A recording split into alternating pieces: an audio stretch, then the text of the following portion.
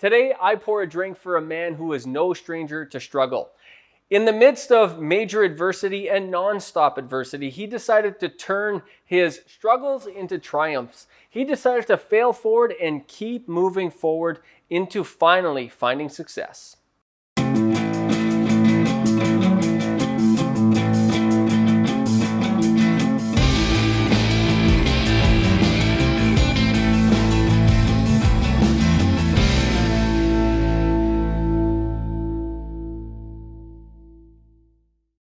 I'm here today with Nick Legault, president and founder of Building Investments, Inc., and a full-time real estate investor.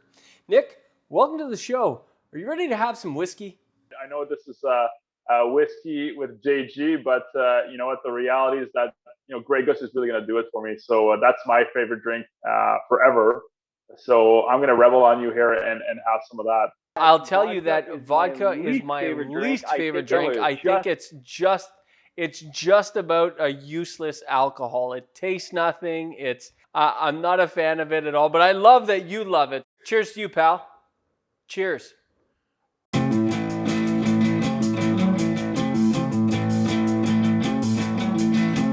Let's start at the beginning. Tell us a little bit about sort of where you grew up, where you come from. Give me the backstory. So I grew up in the country. Our grandparents used to have a farm, so I was working quite hard. All of my family never went to post-secondary high school, so I was the first one to ever go there, which was a big thing. I had two older sisters when I was a kid. I had two older sisters that passed away, so it definitely adds some interesting dynamic in the family unit. So my parents divorced when the second one passed away, and then this really brought a lot of things to consciousness at a very early age. And allowed me to be forced to make some choices and decisions that today I'm realizing was absolutely instrumental. Man, I'm really sorry to hear that you lost two sisters at such a young age. It sounds like you mentioned that was very difficult for your parents and they ended up getting divorced, which is unbelievable. And wow, that must have been challenging for you as a young man or a child. Forget a young man. You were just a child back then. That sounds like that must have been a challenging time. The reality is it is because most kids are trying to find meaning out of what situations are and what their environments are. And as you grow up and trying to understand who we are as humans, as kids growing up into adults, the search for meaning and the search for identification, who am I, is a challenge for a lot of people. And so I had to have those conversations with myself very early on. There's always two sides to the medal. So I can tell you today that if it wasn't for this, as bad as it is, I don't think I'd be half as where I am today. For me, it really pushed me forward in a big way, very quickly and very early on. And I see a lot of traces of that in high school and university as well.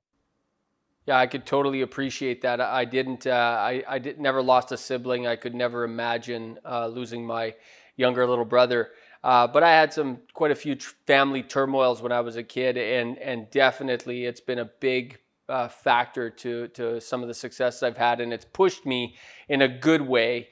But that wasn't without some investigation, and that wasn't without some digging deep into myself, and we'll talk more about that. I'm sure you did a lot of that work too, so we'll chat about that soon. But post that, let's jump into your first job. So I hear your first job was rather interesting, if you will, on the farm, I think it was, wasn't it? So my first real job, I was paid, I think it was $1 a day. $1 a day, hold on. Now, isn't $1 a day, is this like 1910? Oh my gosh. I forget the summer months or the summer years, but it was over the summer. I wasn't even in high school at that point. So child labor, they were definitely exploiting. I didn't know it back then. So what did you do for $1 a day? It was working on farms, so feeding the animals, doing the crops in the summer. So just, a lot of physical labor work. So we just do that. And then as soon as I went into high school, I immediately stopped that. I was a little bit more educated. So I learned my lessons really quickly, got out of it. Yeah. After you got through high school and into university, what kind of jobs did you do then? I was fired from from previous jobs. So I did a small stint in retail. The second one was washing school buses. So I think I was 16 or 17 years old. I was washing buses. So pretty much when the school run is over, then there's a crew that comes in and washes the inside and outside. I can totally picture you, Nick, scraping the gum off the bottom of the seats of the school bus. I mean, disgusting. With my little toothbrush, yeah, it was fantastic career. Then you went to university. None of your family had been to university, I don't think. You going to university was a big deal, wasn't it? It was a big deal because my parents didn't want me to go. My father had a small solopreneur business, and he wanted me to stay and help him out to be able for him to grow the business. And just looking at my options and looking at what it could be, I decided I want to make my own tracks. The first big decision for me to make my own tracks was to go to school, pay myself through, and essentially learn engineering. And then graduate from university. I did business there too. And obviously, there's more. The more educated you have, the more options you can have in the marketplace. So to pay for university, I worked as I mentioned, as a construction laborer. So that's where I learned what I like to call the sticks and bricks. So what happened after university? So you graduated roughly what year, and what happens after university? I graduated with engineering and business in 2008, and I went to work for a tech company. So my specialty, which I don't use today, but my specialty was alternative fuels. I wanted to build in university. I wanted to do a master's in engineering. I wanted to build the first 1 million liters a year biodiesel plant. Back then, I was doing a research thesis and a business plan to be able to do it while I was still in university. And then the goal was to try and implement that. And I realized that financially it was not viable. It was not viable as a business. And obviously today you don't hear anything. You don't see biodiesel at the pump, which they used to talk about back then. So I went to work for an engineering company, and then I started buying real estate right after. Wow. So you leave university, you finish this thesis, you figure out it's not, it's not feasible. The business plan isn't feasible. What happens then? Because you're in the midst of the financial crisis at this point, aren't you? So what happens now? Yeah, so I didn't know any of this. Obviously, I didn't have any education in real estate. I just knew how to, hang up drywall and put a stud and fix the door handles and lay down flooring. So I knew how to do that. So I didn't know any of the investment part of it. I just understood the bricks and sticks. So essentially, I was working as an engineer. So I was a design engineer in a new firm. I didn't know anything, and I was saving money. And 6 months after getting to being my first real main job after graduating, I realized that I needed something to get out of this eventually. So the lights went on at that point, but I saw that the money was good. So I continued and saved a lot and just really started buying real estate because I understood that very much. And thankfully I had read in high school the book Rich Dad Poor Dad, which kind of gave me the fundamentals and the drive to pursue this a little bit more. So I jumped in. Yeah. Wow. It sounds like the light bulb is starting to get brighter and brighter, and you're starting to look towards the future. Because my gosh, up until this point, Nick, it's been nothing but challenges. It's been losing two sisters at a young age. It's been working on the farm for $1 a day, being exploited by child labor, and all these jobs, getting fired a couple times, and all of that.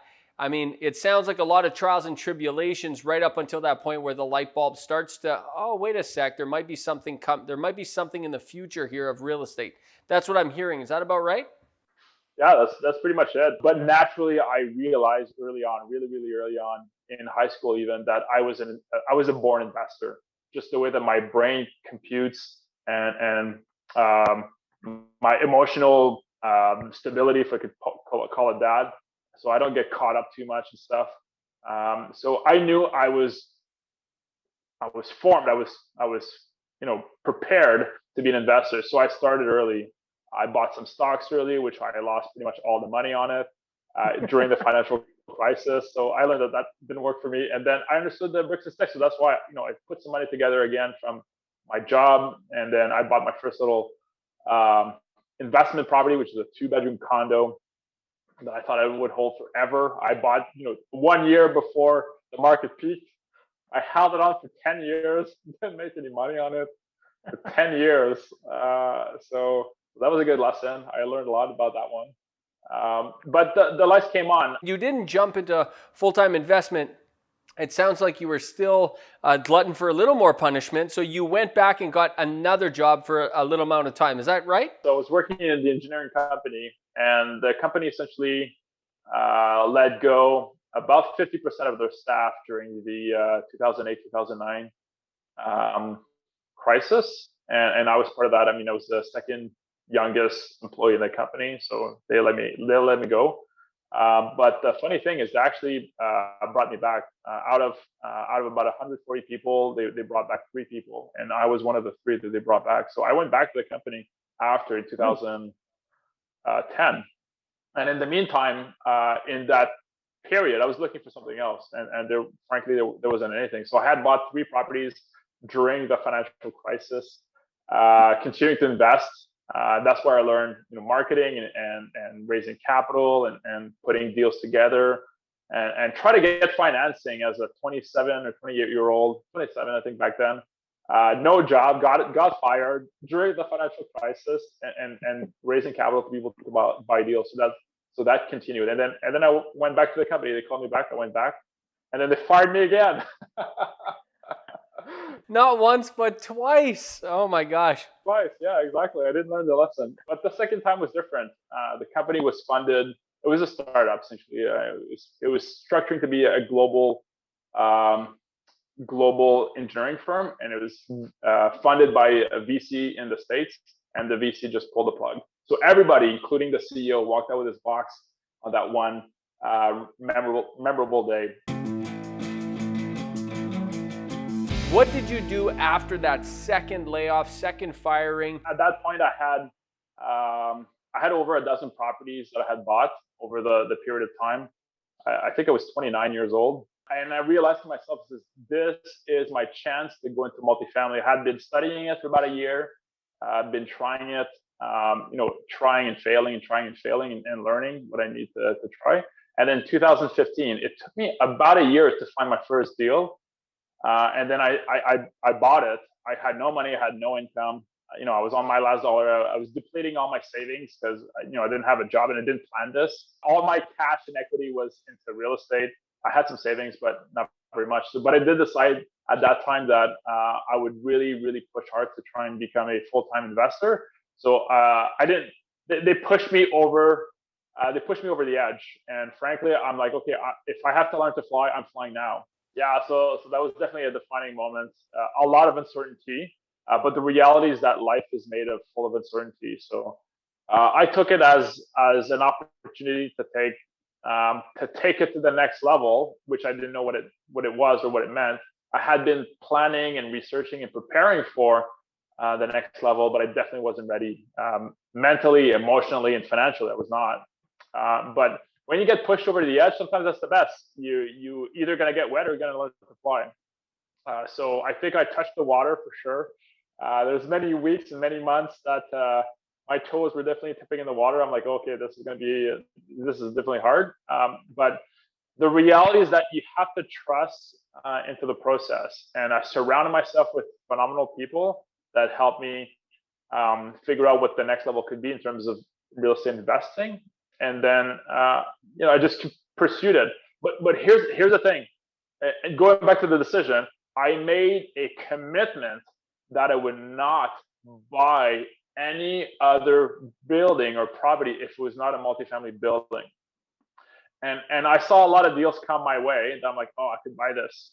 But I knew that was not going to set me up for what I was looking for the future. So I passed on them, and I failed numerous times on trying to buy other apartment buildings because it was the first one. And then the first one, happened, and then it worked, and then it snowballed from there. It's kind of like you've been preparing to jump out of the airplane, but now you just jumped, and now you're actually free falling towards the earth. and now you have to figure out how you're going to deploy this parachute and do everything you got to do. How did you grow your company from that point forward? My biggest concern and my biggest focus is always return on time, ROT, because you can always make more money. I know how to make quite a bit, but return on time is definitely the scalability of what real estate can do in terms of multifamily. Yeah. Have you figured out now what motivates you to really go to that next level? Initially, when you're out of a job and you have no income and you're depleting all your savings, and it looks like on paper and in the bank account, and definitely emotionally, that you're going to zero in all those fields.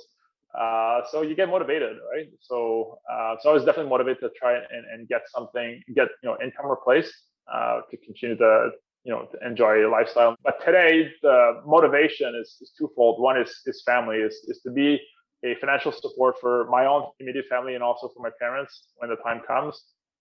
And also, the personal part of it is really the personal growth. I realize today that running a business, being an entrepreneur and being an owner and providing a service to the marketplace is, to me, the biggest personal development challenge I've ever experienced. It allows me to grow as a person. And to me, that definitely is a challenge and an opportunity at the same time to become better. And my whole goal is to truly improve my personality, my character as a human being, first of all, before anything else. And hopefully, make some money in the process and help other people get there along the way at the same time. You could sell a couple buildings and put the money away and invest it conservatively, and then just that's it, go live into the sunset, so to speak. Move to the Caribbean or move to the woods, or buy a condo downtown. Whatever you wanted, you could do whatever you want. Money is no longer a factor. So here's my question for you, Nick. Why don't you? It's as a young kid, when going through all these challenges, I realized that it forced me to become a leader in my life just from the natural environment. And today I see it. I'm definitely wired to be a leader, and it's definitely a calling today as a result of all this. So even if I achieve it, I'll just keep going because I have to. I guess to feed my own ego to a certain extent. So that's part of it. That's a big chunk there for sure. The other thing is I think I'm only getting started, and frankly, I want to be able to live a good legacy to my family so that they're taken care of. I don't expect. I have a daughter now, but I don't expect my daughter to want to do real estate. So if she doesn't want to, it's fine. She'll just be okay, and everybody else will be okay as well. I guess this all leads to one of the most important skills in life, and I do believe it's a skill, Nick, and I think that you would recognize that you've now acquired it, but it may not have started that way, as overcoming fear. How do you overcome fear, Nick? Listen, I get scared. Submitting my offer with $1 million deposit for 44 million is scary because it feels so out of my comfort zone. But that's how I grow, and I know this now, having successfully failed at almost everything. So I know that this is how I push my comfort zone. So how do people conquer fear? The first thing is you got to look at yourself. You got to know who you are, and you got to take it in baby steps. It's a lot easier to absorb emotionally to do the next 2 to 3 steps, which is the 2 to 3 year goals, than to try and climb the mountain in one go. I love it, and I love what you said there. I've successfully failed at everything I've tried, which I think is brilliant. It's absolutely brilliant. Listen, if you can go back to young Nick Legault, what advice would you have for yourself? And at the same time, I'm asking the question is, what if someone's listening to this and they're in that position and they're thinking, I'm going to jump for it, I'm going to do it, I think I can do it. What advice do you have for them? And at the same time, you're speaking to yourself that you have successfully done it.